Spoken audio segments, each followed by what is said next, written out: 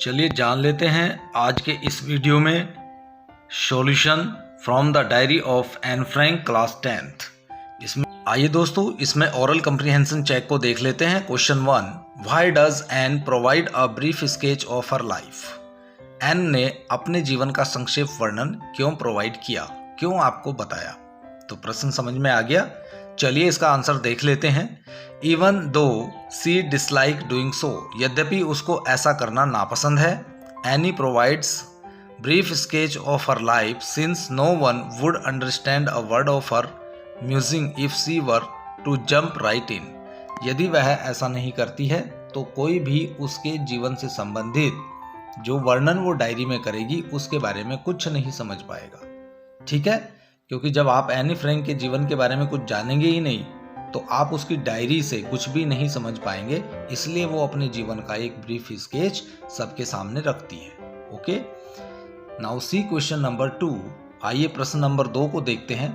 What makes writing in a diary a strange experience for Anne Frank. कौन सी चीजों ने Anne Frank को एक डायरी लिखने के लिए विचित्र अनुभव प्रदान किया। तो इसका आंसर इस प्रकार से होगा, writing in a diary was a strange experience for Anne Frank not only because she had never written anything before. इसलिए नहीं कि उसने पहले कभी कुछ नहीं लिखा था, ठीक है, बट आल्सो बिकॉज, बल्कि इसलिए क्योंकि it seemed to her that later on, क्योंकि बाद में neither she nor anyone else would be interested in the musing of a 13 years old school girl। 13 साल की स्कूल में पढ़ने वाली लड़की की डायरी को ना तो वही और ना कोई और पढ़ने में इंटरेस्ट दिखाएगा। इसलिए ठीक है, ये डायरी लिखना एक विचित्र अनुभव है। Question number 3, why does Anne want to keep a diary. Anne एक डायरी क्यों रखना चाहती है। तो एन क्यों रखना चाहती है एक डायरी, आइए देख लेते हैं। Anne wanted to keep a diary because she did not have a real friend. क्योंकि उसका कोई भी वास्तविक मित्र नहीं होता, इसलिए वह डायरी रखना चाहती है या लिखना चाहती है। She thought that paper had more patience than people. उसको लगता है कि कागज में लोगों की अपेक्षाकृत ज्यादा धैर्य होता है। She had loving parents. उसके प्यार करने वाले माता पिता। अ 16 ईयर ओल्ड सिस्टर, एक 16 साल की प्यारी सी बहन। एंड अबाउट 30 पीपल, और लगभग 30 लोग थे। whom she could call her friends, जिनको वह अपना मित्र कह सकती थी। however she did not have that one true friend. फिर भी उसका कोई वास्तविक मित्र नहीं था, सच्चा मित्र नहीं था। She did not confide in any one of her friends. वह अपने किसी भी मित्र को सब कुछ नहीं बता सकती थी। She knew that situation would never change. उसे लगता था इस स्थिति में कभी परिवर्तन नहीं होगा। That is why she decided to keep a diary. इसलिए उसने एक डायरी रखने का निश्चय कर लिया। Now see question number 4। आइए प्रश्न नंबर 4 को समझते हैं। What tells you that Anne loved her grandmother. किस चीज से आपको पता चलता है कि एन अपनी दादी माँ से प्यार करती थी। तो इसका आंसर इस प्रकार से लिखना है, समझना है। Anne's grandmother had fallen ill.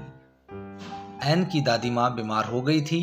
And had to be operated upon, और उनको सर्जरी करानी पड़ी थी, ऑपरेशन कराना पड़ा था। Therefore Annie's birthday passed with little celebration. इस प्रकार से एन का जो जन्म दिवस था वह छोटे से उत्सव के साथ बीत गया। Her grand mother died the next year. अगले वर्ष उसकी दादी माँ मर गई। Anne wrote in her diary. Anne ने अपनी डायरी में लिखा that no one knew how often she thought of her grand mother and still loved her. कि कोई नहीं जानता कि वह अभी भी अपनी दादी को याद करती है, उनके बारे में सोचती है और वह अभी भी उनसे प्यार करती है। तो इस चीज से हमें समझ में आ जाता है कि वो अपनी दादी को प्रेम करती थी। अब चलते हैं क्वेश्चन नंबर 5 की ओर। Why did Anne think she could confide more in her diary than in people? वह ज़्यादा विश्वास कर सकती है, ज़्यादा बातें शेयर कर सकती है अपनी डायरी के साथ जितना वो लोगों के साथ नहीं कर सकती। तो ऐसा क्यों सोचती है एन, आइए इसका आंसर देखते हैं। Anne did not have a true friend. Anne का कोई भी सच्चा मित्र नहीं था। She had many friends. उसके बहुत सारे दोस्त थे। But she only talked to them about ordinary everyday things. लेकिन वह उनसे केवल रोजाना की साधारण चीजों के बारे में बात कर सकती थी। She did not seem to get any closer to them, वह किसी को अपने ज़्यादा घनिष्ठ नहीं पाती थी। She felt that maybe it was her fault, उसे ऐसा लगता था शायद इसमें उसका अपना ही दोष है। That she could not confide in them, जिससे कि वह उनको सब कुछ शेयर नहीं कर पाती। Knowing that the situation would not change and believing a paper to have more patience than people, उसे लगता था इस स्थिति में कभी परिवर्तन नहीं होगा और उसका विश्वास था कि कागज में लोगों की अपेक्षाकृत अधिक धैर्य होता है। She decide to write and confide in a diary, इसलिए उसने एक डायरी रखना और लिखने का निश्चय किया। तो ये क्वेश्चन आंसर थे जो इम्पोर्टेंट हैं, जिनको आपको जगह देनी है अपनी कॉपी में, जिनको नोट करना है। चलिए इसके बाद आगे देख लेते हैं क्वेश्चन नंबर 1, जो आपका यहाँ पर solution of question 1 page number 54 पर क्वेश्चन नंबर 1 है। उसका सॉल्यूशन क्या है, किस प्रकार से आपको देखना है, करना है, आइए समझते हैं। Was an right when she said that the world would not be interested in the music of A 13-year-old girl, क्या एने सही थी जो उसने लिखा कि 13 वर्ष की लड़की की डायरी में कोई भी इंटरेस्ट तो नहीं लेगा? तो इसका आंसर इस प्रकार से आपको लिखना है, नो, नहीं। Anne was not right when she said that The world would not be interested in the music of a 13-year-old girl, वह सही नहीं थी जब वह यह कहती है कि संसार का कोई भी व्यक्ति उसकी डायरी को पढ़ने में इंटरेस्ट नहीं लेगा। Her diary was published under the name, उसकी डायरी का प्रकाशन हुआ था the diary of a young girl के नाम से। It was translated from its original Dutch into many languages, यह उसने ओरिजिनल डच लैंग्वेज में लिखी थी और इसका बहुत सारी भाषाओं में अनुवाद हुआ था। And it become one of the world's most widely read books, और यह संसार की सबसे ज़्यादा पढ़ी जाने वाली किताबों में से एक है। There have also been several films, televisions and theatrical productions, इसके ऊपर बहुत सारी टेलीविज़न फिल्म बनी है और थिएटर में भी इस पर बहुत सारा उत्पादन हुआ है, बहुत सारे नाटक बने हैं। And even an opera based on the diary, it was described as the work of a mature and insightful mind, एक मैच्योर और इंसाइटफुल माइंड का जो यहाँ पर डिस्क्राइब किया गया है इस डायरी में। It provides N intimate examination of life under Nazi occupation, देखिए जिस समय नाजीज लोग आ गए थे जर्मन में, तो उस समय जो उनके ऑक्यूपेशन हैं उनके ऊपर यहाँ पर एक एग्जामिनेशन भी ये प्रोवाइड करती है। Anne Frank become one of the most renowned and discussed of the Holocaust victims, तो देखिए इस डायरी में सब कुछ प्रोवाइड किया गया है और सबसे ज़्यादा पढ़ी जाने वाली बुक है ये। तो इसलिए हम कह सकते हैं कि एनी ने जो लिखा था कि भाई ये सही नहीं होगा कि लोग उसकी डायरी को पढ़ेंगे, 13 साल की स्कूल की लड़की की डायरी को पढ़ने में कौन इंटरेस्ट दिखाएगा, तो ये सारी चीज़ें यहाँ पर गलत साबित हो गई थी। ठीक है, चलिए क्वेश्चन नंबर 2 को देखते हैं। Why was Mister Keesing annoyed with Anne, तो देखिए मिस्टर किसिंग जो है वो एन से नाराज क्यों थे। What did he ask her to do, उन्होंने उससे क्या करने को कहा। इसका आंसर इस प्रकार से लिखना है, Mr Keesing was annoyed with Anne, Mr Keesing इसलिए नाराज हो गए थे एन से क्योंकि she had talked too much in the class, क्योंकि कक्षा में वह बहुत ज़्यादा बातें करती थी। He assigned her extra homework, उन्होंने उसको अलग से गृह कार्य दिया। Asking her to write an essay, उन्होंने उससे एक ऐसे लिखने को कहा। ऑन द सब्जेक्ट, जिसका टॉपिक था अ चैटर बॉक्स, एक बातूनी। ओके, चलिए क्वेश्चन नंबर 3 को देखते हैं।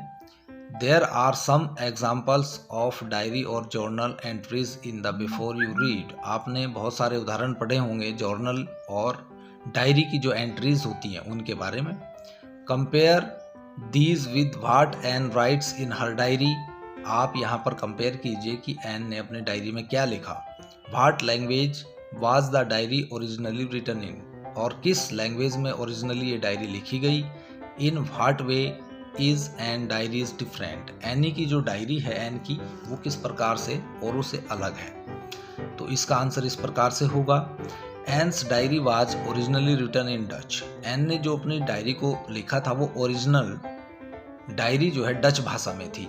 हर diary is different from the others in many aspects, कई प्रकार से उसकी डायरी दूसरी डायरी की तुलना में अलग है। She had named her diary Kitty, उसने अपनी डायरी का नाम किटी रखा। She thought of it as her only true friend whom she could confide in, और उसने यह भी विचार किया कि वह इसको अपना वास्तविक दोस्त मानकर इसके साथ सब कुछ शेयर कर सकती है। She treated it as another person, उसने इसको दूसरे व्यक्ति की तरह ट्रीट किया। Who was listening to her daily accounts, जो उसकी रोजाना की बातों को सुन सकता है। She wrote all her stories in it, इसने अपने जीवन की सभी कहानियां इसमें लिखी। She started by writing, उसने इस प्रकार से लिखना शुरू किया। Dearest Kitty, देखिए प्रिय Kitty, and ended the account by writing yours Anne, और अंत में उसने लिखा yours Anne. Her diary was a lot more personal than other diaries, उसकी डायरी दूसरे लोगों की डायरी की तुलना में ज़्यादा पर्सनल है, तो इस प्रकार से यह दूसरों की डायरी से भिन्न है। Now see question number 4, how did Anne justify her being a chatterbox in her essay, किस प्रकार से उसने एक बातूनी होने को जस्टिफाई किया है अपने ऐसे के थ्रू। इस क्वेश्चन का आंसर आपको देना है, तो इसके लिए हम आंसर इस प्रकार से लिखेंगे। In her essay Anne wanted to come up with convincing arguments to prove the necessity of talking, अपने ऐसे में एन यह साबित कर देना चाहती थी कि बात करना क्यों अति आवश्यक होता है। She argued that talking was a student's trait, वह यह बता देना चाहती थी कि बातचीत करना एक विद्यार्थी का लक्षण होता है। And that she would do her best to keep it under control, और वह अपना सबसे बेहतर प्रयास करती है इसको नियंत्रण में रखने के लिए। She further wrote that she would never be able to cure herself of the habit since her mother talked as much as she did, वह बता देना चाहती थी आगे कि वह कितनी भी कोशिश कर ले लेकिन इस पर कंट्रोल नहीं कर पाती, क्योंकि ये आदत उसकी ऐसे है कि उसकी माँ भी उतनी ही बातें करती है जितनी की वह। There was not much that one could do about inherited traits, जो अनुवांशिक लक्षण होते हैं उनमें कोई कुछ नहीं कर सकता। This was how she justified her being a chatterbox in the essay, तो इस प्रकार से उसने जस्टिफाई किया कि एक चैटरबॉक्स होना क्यों सही है, अपने ऐसे में उसने ये बताया। ठीक है, चलिए question number 5, why does Anne need to give a brief sketch about her family, Anne को अपने परिवार के जीवन के बारे में संक्षेप में वर्णन करना क्यों आवश्यक था। Does she treat Kitty as an insider और एन आउटसाइडर, वह किटी को आंतरिक मानती है या बाह्य मानती है, ये हमको बताना है। तो आंसर है sketch of her life since no one would understand a word of her stories to her diary if she wrote to plunge right in, यदि वह सीधे लिखना शुरू कर देती तो उसके जीवन की कहानी के बारे में कोई कुछ नहीं जान पाता, इसलिए उसने अपने परिवार का एक ब्रीफ स्केच इसमें प्रोवाइड कराया है। She therefore wrote a brief sketch of her life even though she dislike doing so, यद्यपि उसको ऐसा करना नापसंद था। She treated Kitty as an insider, वह उसको आंतरिक मानती है। Because she called it her best friend, क्योंकि वह उसको अपना सबसे प्रिय या सबसे अच्छा दोस्त बताती है। And was ready to confide in it, और उससे प्रत्येक चीज शेयर करना के लिए रेडी रहती है। चलिए क्वेश्चन नंबर 6 को देखते हैं। Do you think mister Keesing was a strict teacher, आपको क्या लगता है मिस्टर किसिंग जो है वो एक स्ट्रिक्ट अध्यापक थे। ठीक है, कठोर अध्यापक थे। आइए इसको समझ लेते हैं। इसका आंसर इस प्रकार से होगा, mister Keesing was a strict teacher, Mr kissing एक सख्त अध्यापक थे। However he was not rigidly strict, जबकि वो वास्तविक रूप से रिजिडली हम इसको कह सकते हैं कि स्ट्रिक्ट नहीं थे, यानी वो एक तरह से ऐसे कठोर नहीं थे जो बुरे कठोर होते हैं। He expected discipline and silence in her class, वह अपनी कक्षा में अनुशासन और शांति चाहते थे। वाइल ही वाज टीचिंग, जब वह पढ़ा रहे हों। विच इज एक्सेप्टेबल, इस चीज को हर कोई स्वीकार कर सकता है। He punished Anne by asking her to write an essay on a chatterbox, उन्होंने एन को पनिश किया एक ऐसे लिख कर लाने के लिए जिसका टॉपिक था a chatterbox. When Anne wrote a convincing essay on it, जब एन ने इस पे कन्विंसिंग ऐसे लिखा he received it with a good laugh, तो वो इस पर जोर से हंस पड़े। However when Anne continued with her talking, जब वह आगे भी बातचीत जारी रखती है, he punished her again by asking her to write another essay, वह उसको दोबारा दूसरा एसे लिख कर लाने के लिए पनिश करते हैं। This time the topic was an incorrigible chatterbox, इस बार का टॉपिक होता है an incorrigible chatterbox. Even after this when she kept talking, इसके बावजूद भी जब वह बातचीत करना जारी रखती है, he asked her to write on the topic, वह उनसे एक और टॉपिक पर लिखने को कहते हैं। Quack quack quack said mistress chatterbox, he was trying to play a joke on her, वह उस पर एक जोक प्ले करना चाहते थे। However she came up with a brilliant poem, इस पर उसने एक ब्रिलियंट पोएम लिखी। And he read this poem in the class, उन्होंने इस पोएम रीजिंग its content. Therefore, in regard of these events, Mr. Kissing cannot be entirely labeled as a strict teacher. ये जो भी हमने अभी तक घटनाएं देखी हैं, इनके आधार पर हम ये नहीं कह सकते कि वह एक सख्त अध्यापक थे। He was fun loving too. वह फन को प्रेम करने वाले अध्यापक थे। Now see question number 7. How does Anne feel about her father, her grandmother, Mrs. Kupras and Mr. Kissing? What do these tell you about her? Anne क्या महसूस करती है अपने पिता के बारे में, अपनी दादी माँ के बारे में, मिसिस कूपरस के बारे में और मिस्टर किसिंग के बारे में? What do these tell you about her? ये सब उसके बारे में क्या बताते हैं? Anne felt that her father was the most adorable father she had ever seen. उसके पिता सबसे अधिक प्रिय पिता थे, वो जो अभी तक उसने देखे हैं उनमें सबसे अच्छे पिता थे। Anne remembered her grand mother even after her death, Anne अपनी दादी को उनकी मृत्यु के बाद भी याद करती है। She wrote in her diary that no one knew how often she thought of her grand mother and still loved her, उसने अपनी डायरी में लिखा कि कोई नहीं जानता कि अभी भी वो अपनी दादी को याद करती है और अभी भी उससे प्रेम करती है। In the sixth form at the Montessori nursery school, Montessori nursery school की कक्षा 6 में her teacher was Mrs Kuipers, उनकी अध्यापक मिसेस कूपरस थी। Who was also the headmistress, जो मुख्य अध्यापिका भी थी। At the end of the year, वर्ष के अंत में, they were both in tears as they said a heartbreaking farewell, जब उन्होंने एक दूसरे से अलविदा ली तो उनके आंसू आ गए थे। Mr Keesing was her maths teacher, Mr Keesing उसके मैथ के अध्यापक थे। He was annoyed with her because she talked too much, वह उससे नाराज रहते थे क्योंकि वह बहुत ज़्यादा बातें करती थी। However Anne was able to justify her talkative nature every time she was punished by Mr Keesing, जब भी मिस्टर किसिंग ने उसको सजा दी तो उसने हर बार साबित किया कि टॉक्टिव नेचर है उसका। On each occasion he was impressed by the manner in which she presented her arguments, Mr Keesing हर बार इम्प्रेस हुए जिस ढंग से उसने अपने आप को, अपने तर्कों को हर बार प्रस्तुत किया।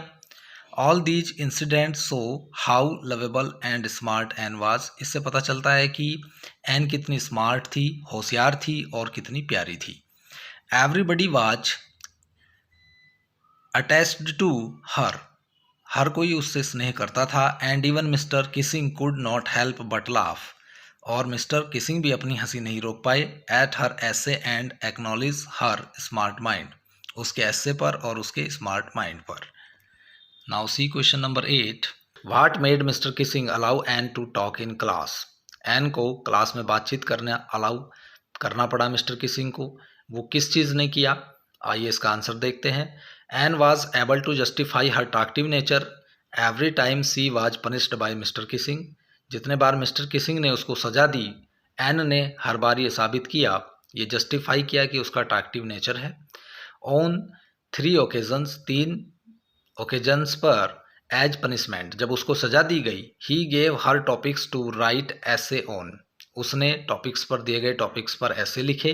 However on each occasion he was impressed by the manner in which she presented her arguments, हर ओकेजन पर मिस्टर किसिंग को इम्प्रेस होना पड़ा क्योंकि उसने जिस प्रकार से अपने तर्कों को प्रेजेंट किया था।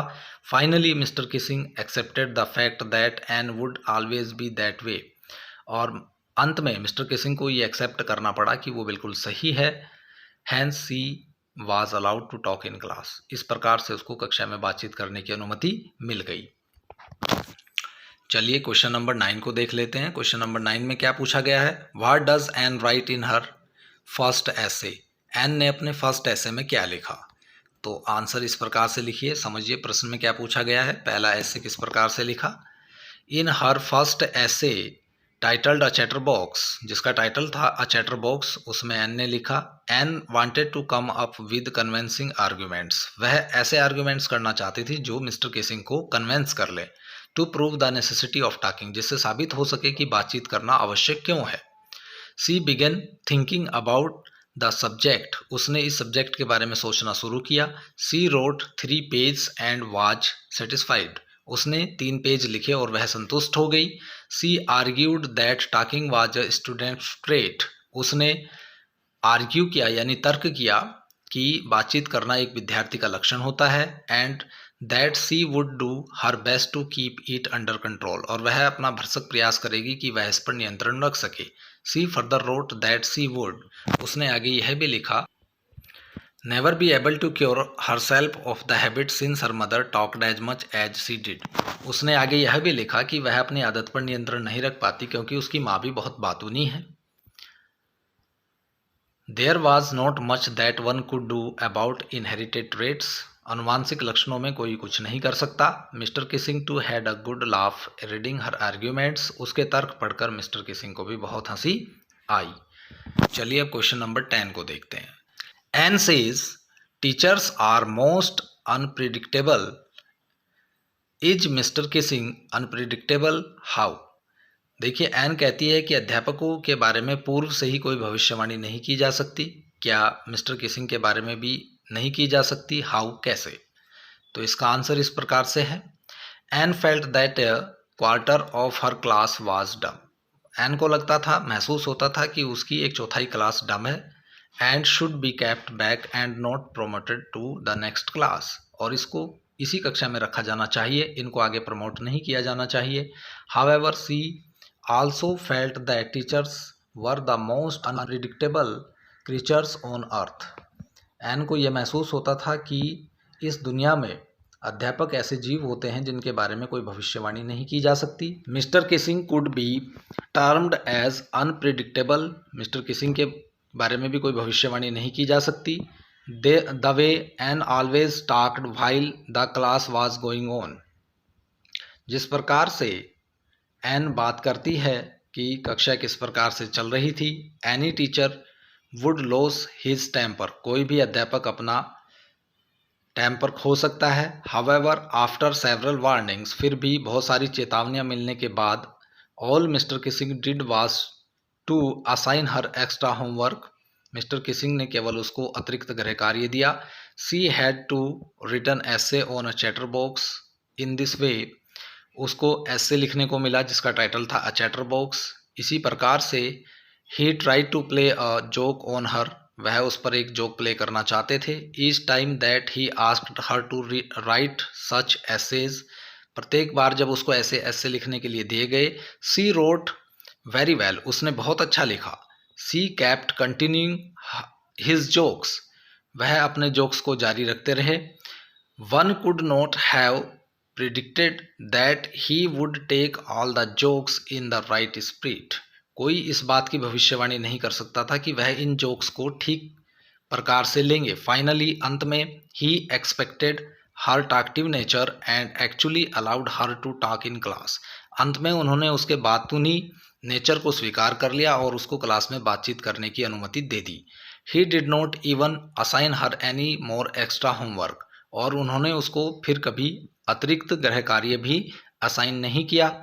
That is why it can be said that mister Keesing was unpredictable, इस प्रकार से हम कह सकते हैं कि मिस्टर किसिंग भी अनप्रिडिक्टेबल थे, उनके बारे में भी कोई भविष्यवाणी नहीं की जा सकती थी।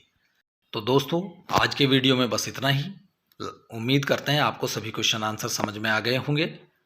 यदि इन क्वेश्चन आंसर से संबंधित आपकी कोई भी क्वेरी हो तो आप डिस्क्रिप्शन बॉक्स में नीचे मैसेज में हमको लिख सकते हैं। तो फिर मिलते हैं आपको अगले वीडियो में ऐसे ही किसी वीडियो के साथ। तब तक के लिए bye bye. Thank you so much. आपका दिन शुभ हो।